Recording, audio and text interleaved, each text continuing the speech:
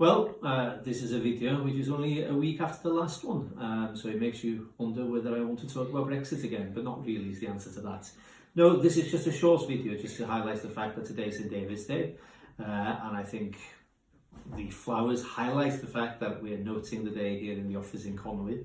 But it is worth highlighting that last week in Westminster there was a Welsh flavour to it. We had a fantastic reception in Downing Street, which is now an ongoing annual event, and it's getting bigger and better indeed. Such was the numbers and the squeeze in Downing Street at the event this year that four of my guests from up at Conwy I was unable to bump into. I understand that they enjoyed themselves, and I'm glad that they did, but it tells you a lot about how many people were there celebrating St David's Day with the Prime Minister that I was actually unable to bump into my own constituents.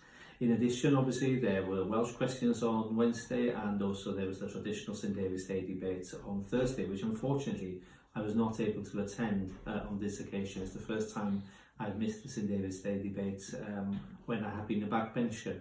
But I think it is important that these events are noted, and it's no bad thing, for example, that throughout this week we've had Welsh Week in London, we've had events across capital cities in many parts of the world, and it's all about increasing the branding and increasing the recognition of Wales as a destination and as a nation. And I have to say that it gave me a certain amount of pride to see that the Wales Tourist Board, for example, had made a huge effort on the tube to ensure that people knew, as Westminster Tube Station in particular, how great a place Wales is to both work, to invest, and also, of course, to enjoy a holiday. So I think it has been another good week for the celebrations that we undertake of St David's Day and of Wales, and I'm pretty pleased to have played a small part in that. I can't really talk about the week in Westminster without again touching upon Brexit. Remarkably, it seems to be the case that we've managed to kick the can down the road again, but slowly but surely we are now coming to a position where at some point in the next few weeks we will have to finally make a decision.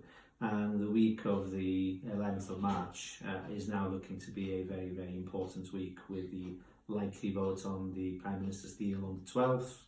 If that deal passes, then we will start after the 29th of March negotiations for a free future trade arrangement. So we will have a 2-week respite before we start talking about Brexit again. If, on the other hand, the Prime Minister's deal is rejected, then the following day on the 13th, we might find ourselves in a situation where the option of a no-deal Brexit is debated, and the likelihood is that the House of Commons will vote against a no-deal Brexit.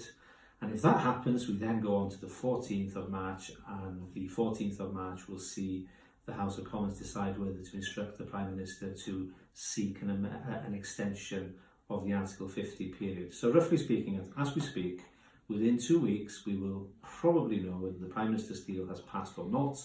And if it has not passed, then we will know whether the House of Commons have actually instructed the Prime Minister to seek an extension to Article 50, or whether the House of Commons have decided to support a no-deal Brexit. So I'm saying no more on Brexit, I'm just giving you the factual situation as to where we're at. And I'm afraid the bad news, it's still going to be in the news for the next few weeks.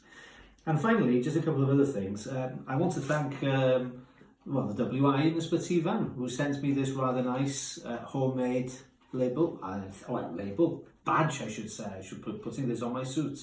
And this has been an effort by the WI to highlight their concerns about the impact of climate change on the environment.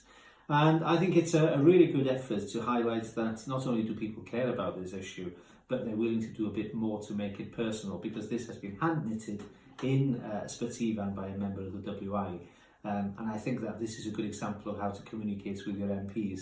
It's all very well to send an email which has been copied from the website of 38 Degrees or something like that.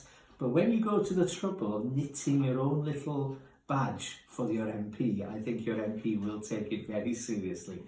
So I'd like to thank the WI in Ysbyty for their efforts. And indeed, it just highlights again that whilst it's quite clear that Merched y Wawr, or the WI and Merched y Wawr, are not into party politics, they are definitely into political activism, and that's no bad thing, because in addition to this from the WI, I've also had this letter from Merched y Wawr, which are the Welsh language equivalent of the WI, and It's a really strong letter about the concerns that Merched y Wawr have about the future of banking in our communities.